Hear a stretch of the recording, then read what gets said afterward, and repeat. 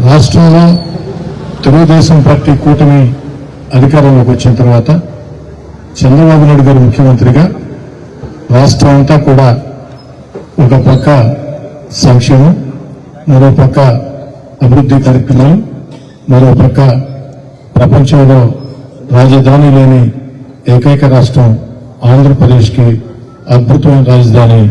అమరావతి నిర్మాణం, రాష్ట్రం దిశ మార్చే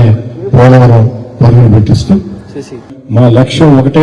నిరంతరం ప్రజల్లో ఉండాలా, చంద్రబాబు నాయుడు గారి ఆలోచనల్ని ప్రజల్లోకి ఇంకా బలంగా తీసుకుని పోవాలా.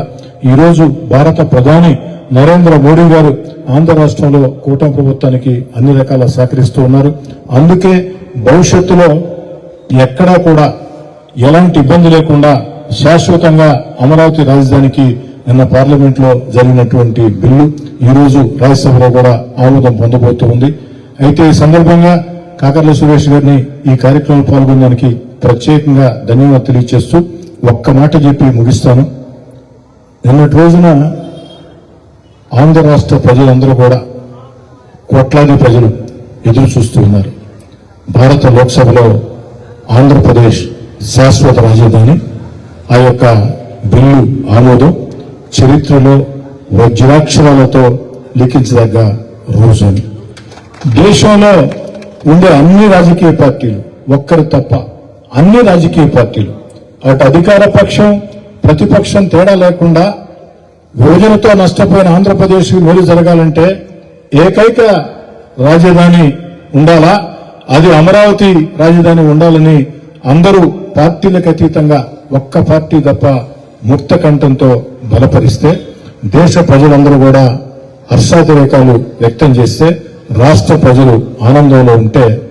మన వైఎస్ఆర్ కాంగ్రెస్ పార్టీ రాష్ట్ర అధ్యక్షులు వైఎస్ జగన్మోహన్ రెడ్డి గారు యథావిధిగా మీడియా ముందుకొచ్చి మావిగన్ అని పెట్టుంటే బాగుండేదని నిజంగా చిన్నపిల్లల సైతం నవ్వులాటగా మాట్లాడుకునే పరిస్థితి. ఈ సందర్భంగా జగన్మోహన్ రెడ్డి గారు నేను అడుగుతున్నా, అయ్యా జగన్మోహన్ రెడ్డి గారు, గత ఎన్నికల వేళ నేను ముఖ్యమంత్రినైనా అమరావతి రాజధాని కొనసాగుతుంది, నేను అమరావతిలో ఇళ్లు సైతం కట్టుకున్నా, నన్ను నమ్మండి, ఆంధ్రప్రదేశ్ ఏకైక రాజధాని అమరావతి అని చెప్పినటువంటి మీరు అధికారంలోకి వచ్చిన తర్వాత 3 ముక్కలాటాడి 3 రాజధానుల పేరుతో రాష్ట్రాన్ని సర్వనాశనం చేసి రాష్ట్ర ప్రజలందరూ కూడా మిమ్మల్ని 11 సీట్లకు పరిమితం చేస్తే ఈనాడు వచ్చి మళ్లీ తగుదనమ్మ అంటూ మావిగాన్ మావిగాన్ మావిగాన్ అంటున్నావు. అయ్యా, ఈ మావిగాన్ అంటుండే నువ్వు ఆనాడు అధికారంలో ఉన్న వేళ 5 ఏళ్లు మీరు ముఖ్యమంత్రిగా ఉన్న వేళ మావిగాన్ మీకు కనపడలేదా? ఆనాడు ఏమైంది మీరు మావిగాన్? నిజంగా మీరు అధికారంలోకి ఉన్న వేళ ఆనాడు మావిగాన్ అని చెప్పి ఉంటే కాస్త కూస్తో మీకు ప్రజల్లో విశ్వసనీయత ఉండేది. అధికారంలో ఉన్న వేళ